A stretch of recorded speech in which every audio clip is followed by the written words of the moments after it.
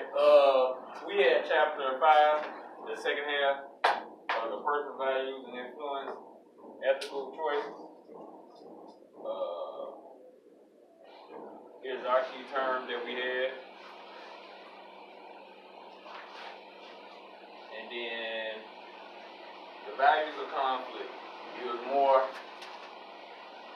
comes down to like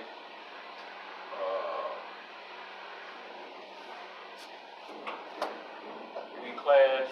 It's like two people clashing as far as how they are raised versus also how they was raised, their religious beliefs, role models, and like how they have their exposure to their like multimedia. I know I have a personal experience where it came down to example, it was a football game that I was in, and my captain didn't want to listen. We was down by like I think it was like 3 points or so with like a minute or so left. He was only rushing 2 people, and I told him to rush 3. We had an argument on the sideline. He didn't listen to what I was saying. I guess he said I didn't know what I was saying. I didn't know what I was talking about. So we wound up losing that game. And the refs even said it, the other team even said, I should just rush 3. We didn't have no pressure on the quarterback. So that's how we lost. And that was the issue that we had.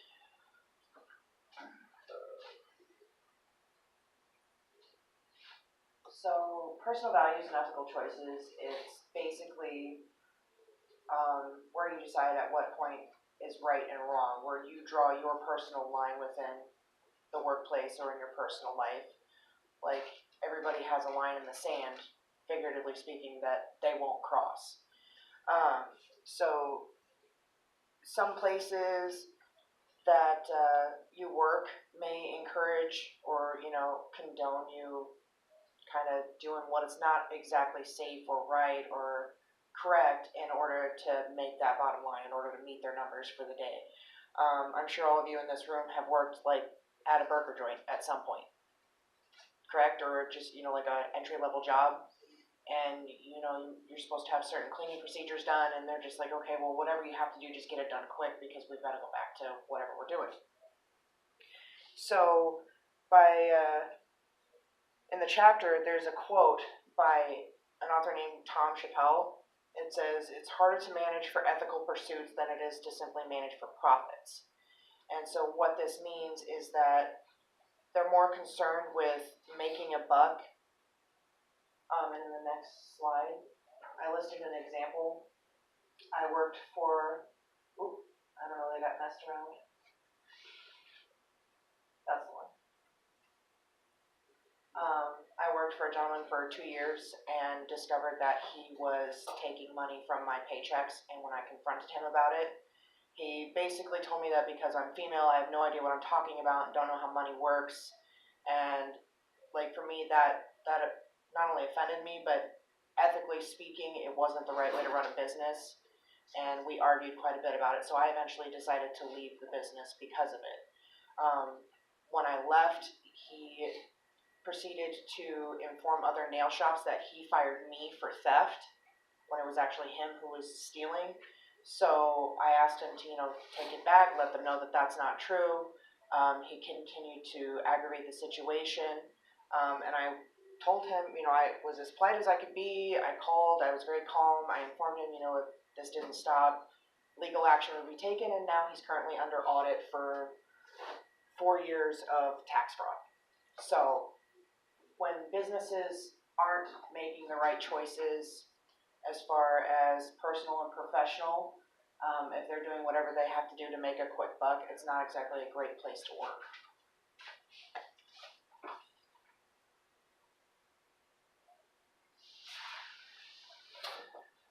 environmental damage, that's basically all the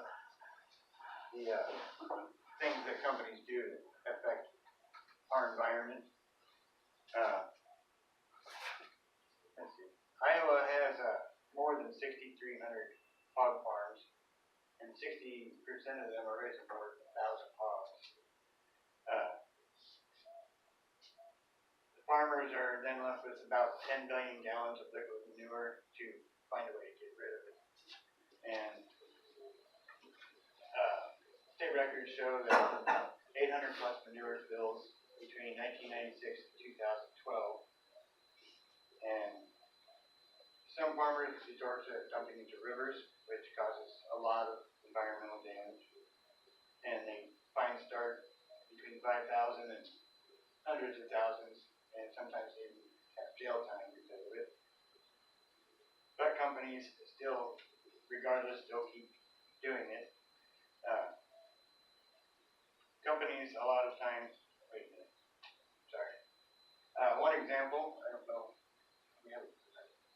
one example is the 1989 Exxon Valdez oil spill.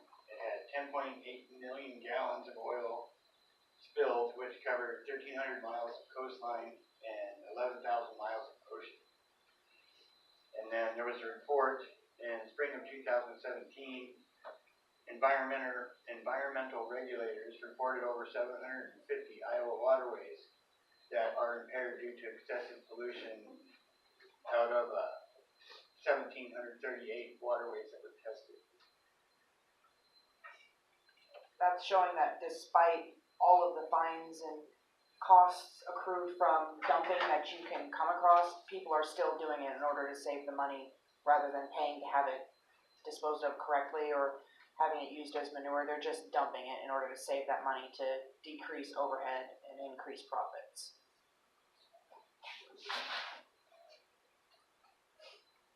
And then the next one was the internal value conflict. This is the one where that you have two or more strong-held people has different beliefs in what's really going on, and then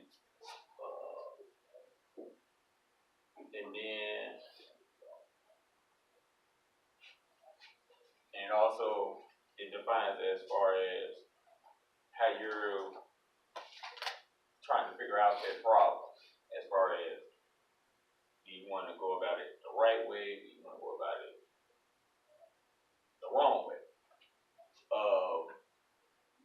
I had then another example. I was part of a car club.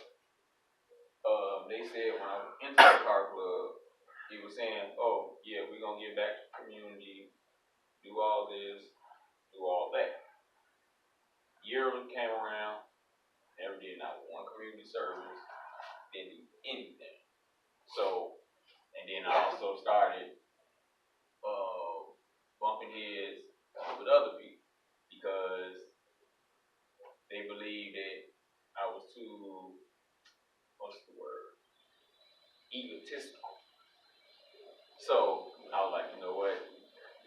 I just leave. So I had an option as either join another car club,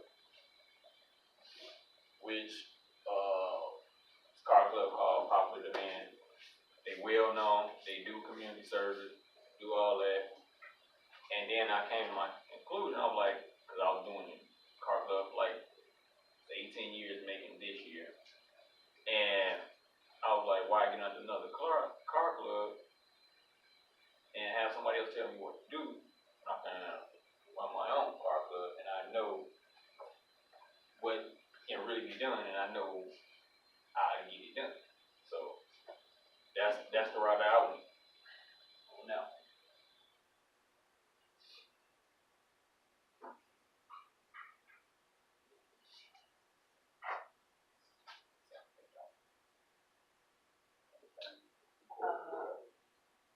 Corporate values and ethical choices. So what it means is each company, there's an example in your book of Zappos, like their ethics code of conduct. It's just what each company lays down as their code of conduct, in particular how each employee should act and what's expected of them. But when it comes down to it, a lot of times with corporate crime, there are companies that are saying, okay, yeah, this is what looks good on paper, but this is what I actually want you to do. And it's up to you to decide whether or not you're going to follow that to make money, or if you're going to be like, nah, I'm not about that.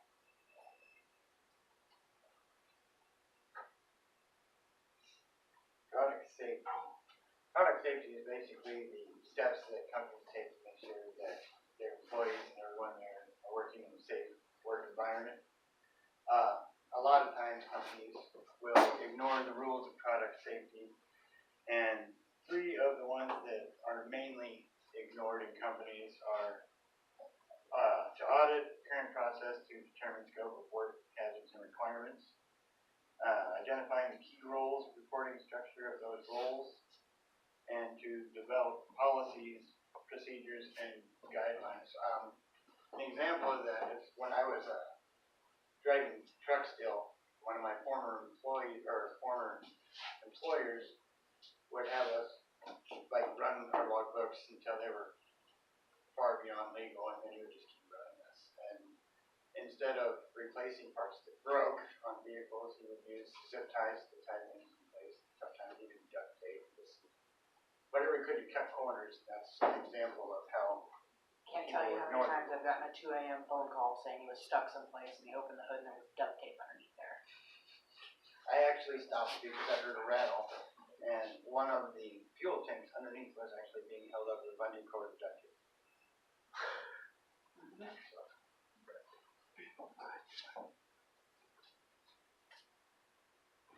Alright, the next one is the values and ethics in international business. There's a lot of American businesses that really sets a guideline as far as they don't want to really do business with overseas contractors, for one, because some fact they don't know exactly, they can't control what they're doing overseas as far as child labor, because some countries also be having children work. And you got the minimum wage as far as we got like a minimum wage, like say it's $10. They're probably paying them $2 to manufacture anything, and then they got them working long hours. So it goes down to where they don't want to get involved in that as far as their reputation is involved, and they just go past them. They just don't want to do it. So, Bribery and corruption in corporations and even smaller companies. I know that there's some of you here in Diesel Tech, and then there's some here in my class. I don't know what the ultimate goal is for you guys, but I'm assuming at least one of you out there wants to eventually start a business. Now, if that business takes off, you're going to have to deal with paying for lot locations, taxes, fees, permits in order to do specific things. A lot of the major corporations, if you take off, if your business takes off and you turn into a major corporation, you become a brand name out there, like as far as paint goes, House of Color, stuff like that. A lot of them do overseas like accounts and stuff like that, and then you'd have to deal with a corporation called Organization of Economic Cooperation and Development, and it's part of the government. And they did a report last year that estimated that the cost of corruption is at 5% globally, and that's $2.6 trillion in money spent in corporate greed and bribery. $1 trillion was paid in bribes alone, just greasing judges' palms and what this does is it cements like a culture of corruption. Like, you know, okay, so everybody knows they do it, but nobody really says anything about it. You know, kind of a culture of, you know, you scratch my back, I'll scratch yours.